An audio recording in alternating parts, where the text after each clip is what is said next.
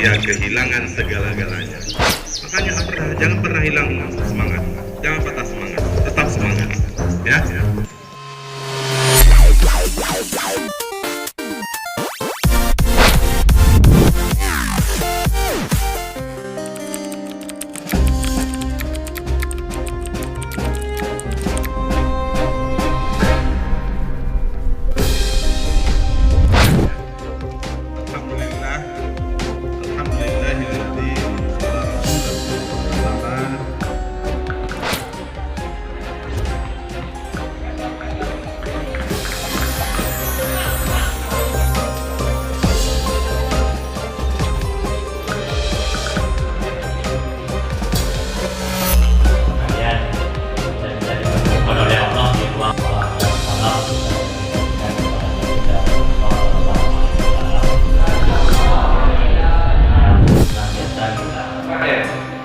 Tidak kecil kemungkinan negeri kita yang aman ini juga akan hancur seperti itu.